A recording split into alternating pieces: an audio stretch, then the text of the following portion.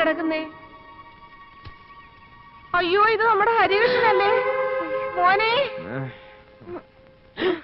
നമ്മുടെ ശാന്തി മുഹൂർത്തം ആകെ കലങ്ങിപ്പോയില്ലേ? ഞാൻ ഉറങ്ങിപ്പോയി. അമ്മ, അമ്മ നിനക്ക് എന്ത് പറ്റിയടാ മോനെ? ഏത് കുട്ടിച്ചാത്തനാണ് നിന്നെ എടുത്ത് ഇവിടെ കൊണ്ടുവന്ന് കിടത്തിയത്? എന്റെ ഭഗവാനെ, എന്റെ കുഞ്ഞിനാരാണ്ട് കൈവേഷം കൊടുത്തേ. അയ്യോ, എന്താ കാര്യം? എന്ത് പറ്റിയടാ? എന്താ അവനെ പശു തൊഴിച്ചോ? വീട്ടിനകത്ത് സുഖമായിട്ട് കിടന്നുറങ്ങി എന്റെ കുഞ്ഞ് നേരം വെളുത്തപ്പോ എങ്ങനെയാ ഈ തൊഴുത്തിനകത്ത് കിടന്നുറങ്ങുന്നത്? ഈ വീട്ടിലെ ആണുങ്ങൾക്ക് മുഴുവനും എന്തോ ദോഷകാലോ. നീ എവിടെയാടാ രാത്രി കിടന്നത്? മുറിയില്. ഉറങ്ങി എണ്ണീറ്റതോ?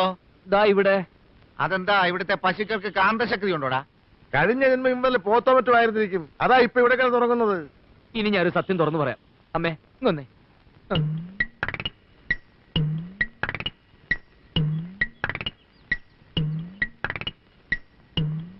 എന്റെ ദൈവമേ, ഞാൻ എന്താ ഈ കേക്കുന്നത്?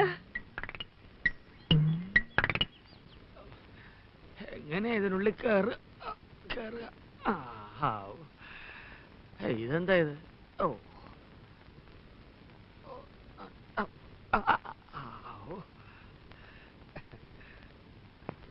അച്ഛാ, പാന്റ്. അമ്മാവാ, പാന്റ്.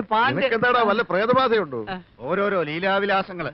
മോഹം ഉണ്ടെങ്കില് അവനവന് ചേരുന്ന ഒന്ന് തയ്പ്പിക്ക, അല്ലാതെ പാകമാവാത്തത് വലിച്ചു കയറ്റുകയല്ല. എനിക്കിത് പാകാണ് അച്ഛാ, പിന്നെ ഇട്ട് പരിചയമില്ലാത്തോണ്ടാണ് ഈ ഞൊണ്ടല്. അമ്മേ, ഇപ്പൊ എന്നെ കാണാൻ ഒരു സ്റ്റൈലില്ലേ? അയ്യോ അമ്മാവാ. ആരെ കാണിക്കാനാണെങ്കിലും ശരി, ആര് വേഷം കിട്ടിയാലും ശരി, ഹരികൃഷ്ണന്റെ കാര്യത്തിലൊരു തീരുമാനം എനിക്ക് ഇപ്പൊ അറിയണം. എന്താടി കാര്യം? ഇന്നലെ രാത്രി അകത്ത് കിടന്ന കുട്ടി നേരം വെളുക്കുമ്പോ എങ്ങനെയാ തൊഴുത്തിലെത്തിയത്? നിങ്ങൾ എല്ലാരും കൂടെ കൂടി അവനെ എടുത്ത് അവിടെ കൊണ്ടുവന്ന് കിടത്തി. അതെ, നിങ്ങൾ എല്ലാരും ചേർന്നാ അങ്ങനെ ചെയ്തത്. ഉറക്കത്തിലേ അവൻ എങ്ങനെ തോന്നിയത്രേ? ഇത് നിനക്ക് തിന്നാനോ നിന്റെ പശുവിന് തിന്നാനോ? അധികം ലോഹ്യൊന്നും വേണ്ട. വീട്ടിൽ പുതിയ വേലക്കാരി വന്ന ശേഷം അവിടെ ഇത്തിരി മാറ്റമൊക്കെ ഞാനും കാണുന്നുണ്ട്. നേര് പറഞ്ഞാൽ വന്നത് വേലക്കാരിയല്ല, ഒരു ദേവതയാണ്, അടുക്കള ദേവത. സത്യം പറ, നിനക്ക് എന്നെ ഇഷ്ടമാണോ? പറ, ആണോ? ഞാൻ പറഞ്ഞ നീ എന്തും ചെയ്യുവോ? എന്നാ ഈ വെള്ളത്തിലോട്ട് ചാടും. ചാട്. നേര് പറഞ്ഞ മുതലാളിക്കൊന്നും തോന്നരുത്. മക്കൾക്കൊക്കെ ഇത്തിരി കാറ്റുവീഴ്ചയുണ്ട്. എന്താ ഇപ്പൊ അങ്ങനെ തോന്നാൻ? അല്ല, ഒന്നിച്ചുള്ള ഈ തടം തുറക്കലും വളവിടലും കളപറിക്കലും ചാക്കല് നിറക്കലും ഒക്കെ ഇത്തിരി കുറഞ്ഞോ എന്ന് എനിക്കൊരു തോന്നൽ. ആ തോന്നൽ അനാവശ്യമാ. ഗോപികൃഷ്ണൻ ഇത്തിരി വിത്ത് വാങ്ങിക്കാൻ പോയി. ജയകൃഷ്ണൻ ഇത്രയും നേരം ഇവിടെ കിളയ്ക്കാനുണ്ടായിരുന്നു, ഇപ്പൊ ഒന്ന് കുളിക്കാൻ പോയി. എന്നാ എനിക്ക് പിഴച്ചു.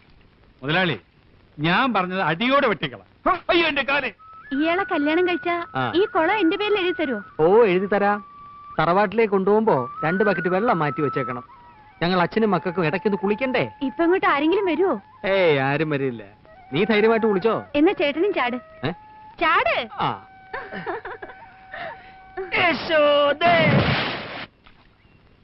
ഇനിയൊരു കുളിയാവാ. ഇന്നെന്താ ഇത്ര നേരത്തെ?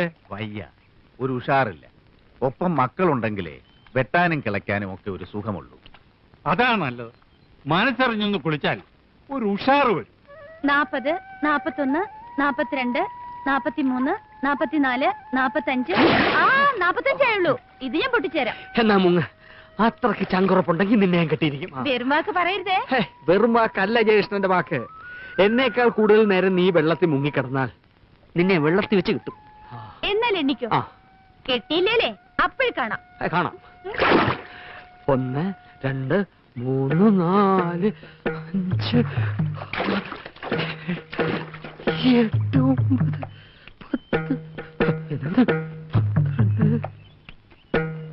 സുഖമായിട്ടൊന്ന് മുങ്ങി കുളിച്ചാൽ ക്ഷീണമൊന്ന് മാറും. അയ്യാ,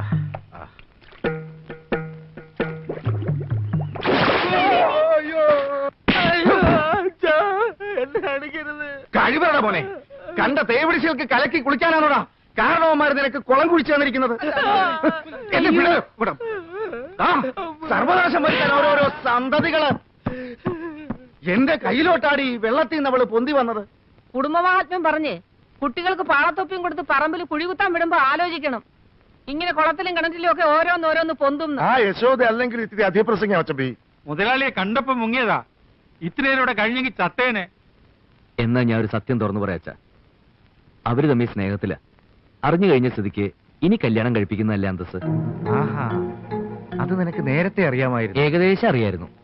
ആയിരുന്നേ, ഈ കുടുംബം കലക്കാൻ ഒരുത്തൻ ശ്രമിക്കുമ്പോ നീ അതിന് കൂട്ടുനിൽക്കുക? വെട്ടിക്കൊല്ലണ്ടടാ അവനെ അവളെ. അല്ലെങ്കിൽ ഞാൻ കൊല്ലും, ജയിലെങ്കിൽ ജയില്.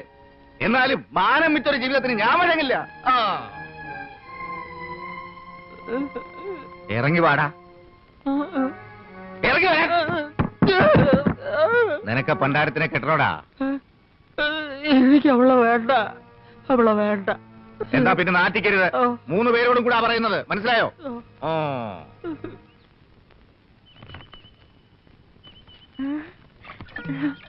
നീ ഇങ്ങോട്ട് വന്ന് ആരെങ്കിലും കണ്ടായിരുന്നോ? അരിച്ചില്ല. അരിച്ചില്ല അല്ല, അറിയില്ല. അരി ഇല്ല. ആ, നമ്മുടെ കാര്യത്തിന്റെ ആദ്യ പടിയായിട്ടാണ് ഞാൻ യശോദയുടെ കാര്യം ഒന്ന് എടുത്തിട്ട് അതാകെ തരിപ്പണമായി. എവിടെ പണം വരും?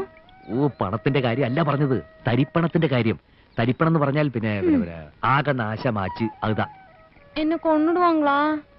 നിന്നെ കൊല്ലാനോ? നല്ല കാര്യായി. മன்னிச்சிடுங்க. മന്നിച്ച കാല് വരെ പോവോ? രാജാവിൻ പാർവൈ റാണിൻ പക്കം തേടുതി സ്വർഗം കൈ ഓടുതി വെക്കം പൊന്മാലൈ മയക്കം. പവിഴം ഇങ്ക വന്നതുക്കപ്പുറം ഊருக்கு പോകവേ ഇല്ലേ? പോകണമെന്ന് ആശയില്ലേ? പവിഴത്തിന് ഈ വീട് പിടിച്ചോ? ഈ ஞானப்பிடி என்ன பிடிச்சாச்சோ சொல்லு. நீங்க ரொம்ப நல்லவரு.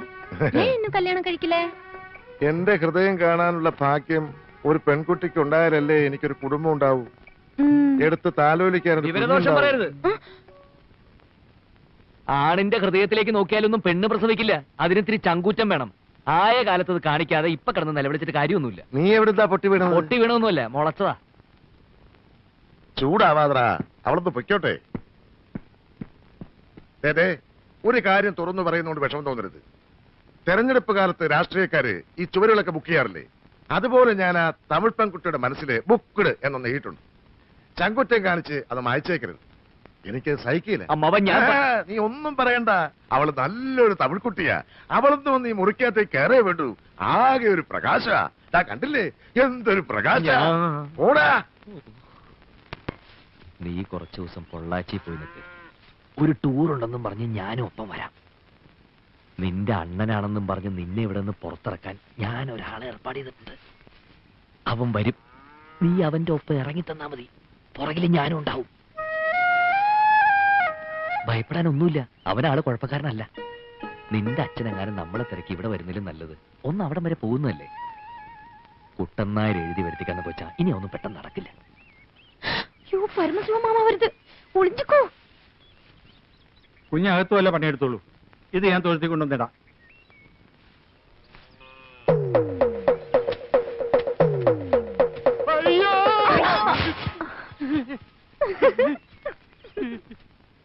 ആരുമില്ലാത്ത നേരത്താ നിന്റെ അണ്ണം വന്നത്. വിശേഷങ്ങൾ ചോദിക്കാൻ നിന്നപ്പോഴാ മിണ്ടാനും കേൾക്കാനും കഴിയാത്ത ആളാണെന്ന് അറിഞ്ഞത്. നീ ആണെങ്കിൽ അത് എന്നോടിട്ട് പറഞ്ഞതുമില്ല. പെട്ടെന്ന് പോണോന്ന് പറഞ്ഞു. ഇപ്പഴേതാ പൊള്ളാച്ചിക്ക് ബസ്? നീ എപ്പോഴാ വരിക? ഞാൻ പോനാ അമ്മാക്ക് കഷ്ടമാ ഇരിക്കൂല്ലേ? അത് സാരമില്ല, നിനക്ക് പോണ്ടേ? പൊയ്ക്കോ. അണ്ണം വന്നതല്ലേ. നിന്റെ വീട്ടിൽ എന്തെങ്കിലും വിശേഷം കാണും.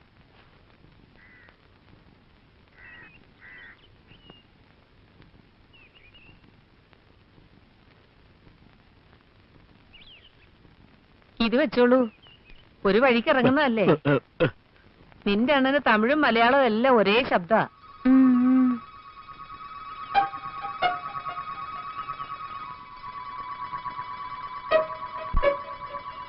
നിന്റെ മുഖം കണ്ടിട്ട് നിനക്കവിടെ ഇഷ്ടമില്ലാത്ത കല്യാണം ആലോചിച്ച പോലെ ഉണ്ടല്ലോ പെണ്ണെ.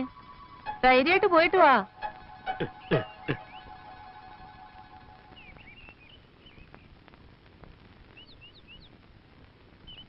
ആ ബാഗ് ഞാൻ പേടിക്കേണ്ട മുന്നിൽ നടന്നോ. ഞാൻ പിടിച്ച് തിന്നാനൊന്നും പോകുന്നില്ല. വേഗം നടക്ക്. തന്നോട് ആരുടെ കോപ്പി ഇതിലെ പോകാൻ പറഞ്ഞത്? ഞാൻ അവിടെ നിൽക്കുന്നല്ലേ പറഞ്ഞത്. നിങ്ങൾ വരാൻ പറഞ്ഞ ഇടവഴിയിൽ പരിചയമുള്ള 1-2 ആളെ കണ്ടു. ഇനിയിപ്പേ ഈ സഹോദര ബന്ധം ഇതോടെ മറന്നേക്കണം. രഹസ്യമാണെന്നും വിചാരിക്കണ്ട, പരസ്യം തന്നെ. താനിത് ആരോടെങ്കിലും പറഞ്ഞാലും വലിയ പ്രശ്നമില്ല. പോ. ശരി. അണ്ണൻ എപ്പടി? പാത്താ കാലം മാതിരി ഇരിക്ക്. സാരമില്ല, സമാധാനപരമായ കുടുംബജീവിതത്തിലേ ഇതൊക്കെ പറഞ്ഞിട്ടുള്ളതാ. ഇനിയിപ്പോ എങ്ങോട്ടാ? നേരെ പൊള്ളാച്ചിക്കോ അതോ പോലീസ് സ്റ്റേഷനിലേക്കോ? അച്ഛൻ ഇത്ര വേഗം നമ്മളെ ഈ പൊള്ളാച്ചി കൊണ്ടിടുമെന്ന് ഞാൻ കരുതിയില്ല. ദൈവാനുഗ്രഹം എന്നൊക്കെ പറയുന്ന ഇതാ. നാം എപ്പോ വെളിയിൽ പോവാം? ഇനി ആർക്ക് വെളിയിൽ പോണം? നാളെ രാവിലെ അച്ഛന് ഈ ചാമ്പൽപ്പര തുറക്കും. അതുവരെ ഇവിടെ വിയർപ്പ് തുള്ളികൾ ഒഴുക്കി നഷ്ടപ്പെട്ടു പോയ ശാന്തി മുഹൂർത്തം നമ്മൾ വീണ്ടെടുക്കും. ഒന്നും മനസ്സിലാകുന്നില്ല അല്ലേ? എന്നാ മനസ്സിലാകുന്ന ഭാഷയിലെ ഞാൻ ഇത്തിരി ആംഗ്യം കാണിക്കാം. അണ്ണൻ വന്ന് കൊണ്ടുപോയെന്നാ പറഞ്ഞത്. പറമ്പി കിളയ്ക്കാതെ ഇതിനകത്തിരുന്നെങ്കിൽ ആ അണ്ണനെ ഒന്ന് പരിചയപ്പെടായിരുന്നു. ഇനി കുറച്ചു കാലം ഈ കൃഷി ഒന്ന് നിർത്തണം. അമ്മാവൻ എന്താ ഉറങ്ങിയില്ലേ? അനന്തരവനും ഉറക്കം വരുന്നില്ല അല്ലേ? ഗോപികൃഷ്ണനും ഉറങ്ങിയിട്ടില്ല. ഒരുത്തൻ 2 ദിവസത്തേക്കാണെന്ന് പറഞ്ഞ് ടൂറിനെങ്ങാണ്ട് പോയിട്ടുണ്ട്. അവന്റെ കാര്യം എന്താണാവും?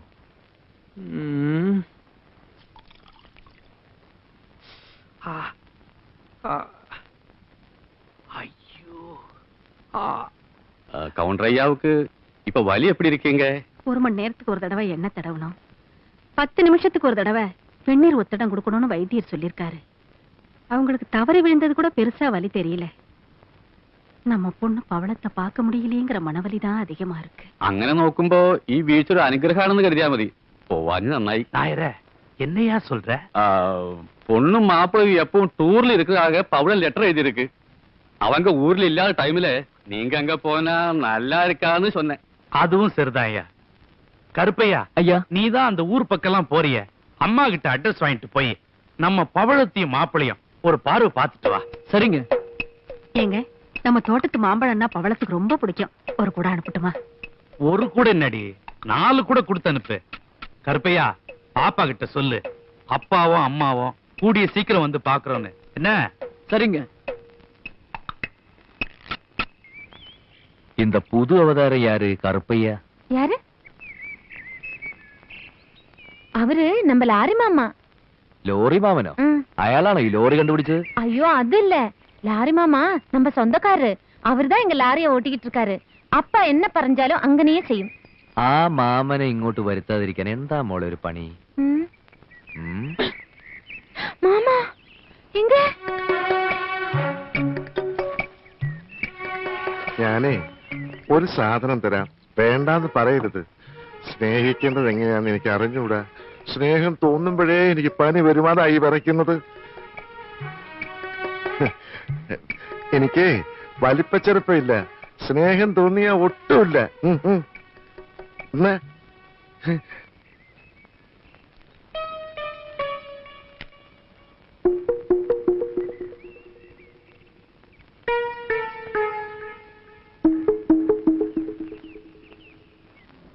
ലോറി മാമ, ലോറി മാമ, ലോറി മാമ, ലോറി മാമ. யாரா அவன் என்ன இவ்வளவு அன்பா கூப்பிடுறது? மாமா, நான் தான் ஹரி. மாப்பிள, நான் இங்க இருக்கேன்டா. மாமா, மாப்பிள, மாமா, மாப்பிள, ஐயோ. ലോറി മാമന് ഫുൾ ടാങ്ക് ആവാൻ ഇനി എത്ര കൂടി വേണം? லாரி பாம்பே போகணும், ஓ. அதனால இது போதும்.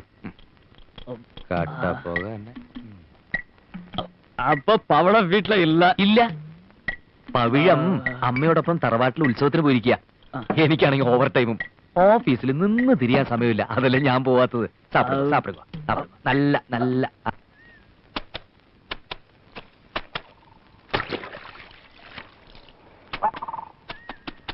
പവിഴം, നിന്റെ ലോറി മാമനെ കണ്ടു. വയറ് നിറച്ച് ചാരായം മേടിച്ചു കൊടുത്ത് ഞാൻ അയാളെ ബോംബെക്ക് അയച്ചു. ലോഡ് ബോംബെക്കായിരുന്നു. ദൈവം നമ്മുടെ കൂടെയാ. എന്റെ ട്രാൻസ്ഫർ ശരിയാവുന്നവരെ നമ്മുടെ സത്യം ആരും അറിയാൻ പോകുന്നില്ല. குடிச்ச சாராயம் வயித்துல வந்த உடனே லாரி மாமா பம்பாய்க்கு போகல, நேரா இங்கோட்டு தான் வந்தோம். ഇങ്ങോട്ടോ? அவர் இங்க வந்தாரு, என்னையும் கண்டாரு, அதுக்கு முன்ன உங்க அம்மாவையும் கண்டாரு. மாமா அம்மையோட ஒண்ணும் பறஞ்சிല്ല. என் கையை பிடிச்சாரு, கொஞ்ச நேரம் கரைஞ்சாரு, அப்புறம் போயிட்டாரு.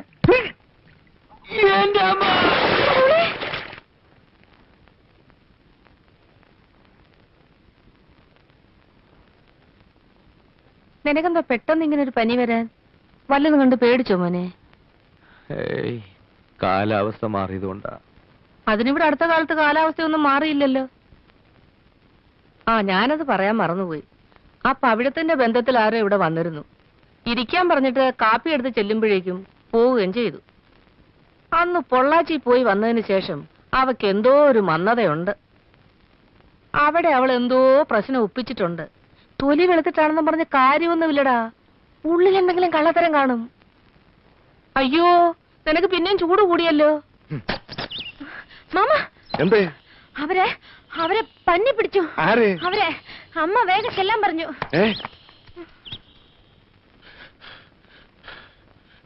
എന്താ? ഹരിക്ക് നല്ല പനി. ഇവനെ പന്നി പിടിച്ചെന്നല്ലേ പവിഴം എന്ന് പറഞ്ഞത്? ഇടയ്ക്കിടയ്ക്ക് ഒരു പനി വരുന്നത് നല്ലതാ. ഇതൊരു സാധാരണ പനിയല്ലേ, സാരമില്ല. എന്താ ഇപ്പൊ ഇങ്ങനെ ഒരു പനി വരാൻ? പനി വരാൻ എന്തെങ്കിലും കാരണം വേണോ പെങ്ങളെ? ഒന്ന് നന്നായിട്ട് പേടിച്ചാ പോരെ?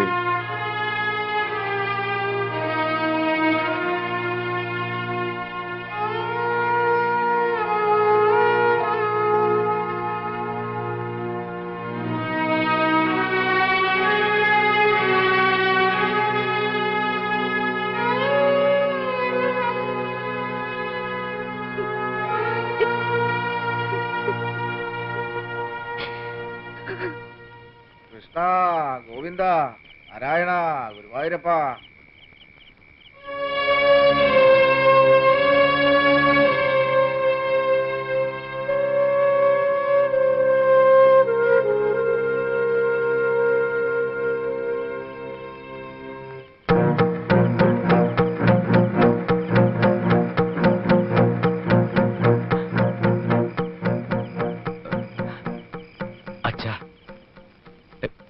എനിക്കൊരു കാര്യം പറയാനുണ്ട്.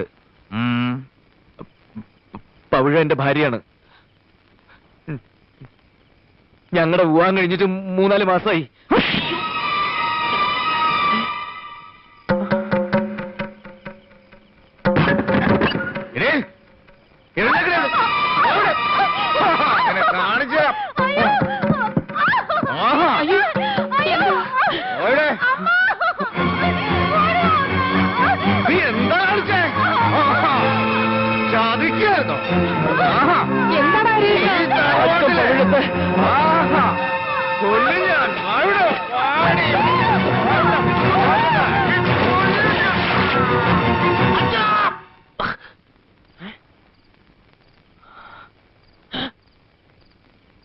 എന്താടാ നിന്റെ വിളി കേട്ടാ ഞാൻ വന്നത്? നിനക്കെന്തെങ്കിലും എന്നോട് പറയാനുണ്ടോ? ഇല്ല, ഒന്നുമില്ല. കിടന്നോ. നല്ലപോലെ വേർത്തിട്ടുണ്ട്. നന്നായി. പനിക്കൊരാശ്വാസം കിട്ടുമല്ലോ.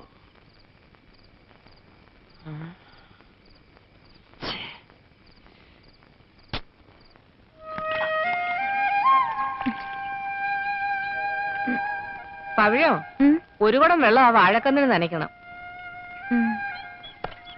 എന്താ വാഴയ്ക്ക്? ഒരു ചിന്ന വാഴക്കുട്ടിയില്ലേ, അങ്കെ, പുതിയത്. അതൊക്കെ തണ്ണി വിട്, കുടിക്കട്ടെ.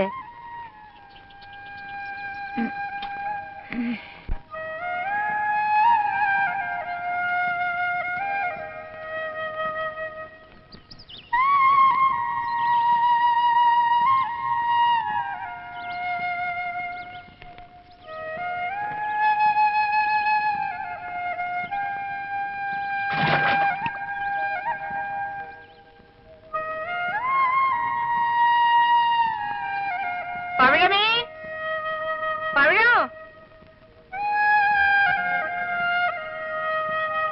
പവിഴോ, പവിഴോ.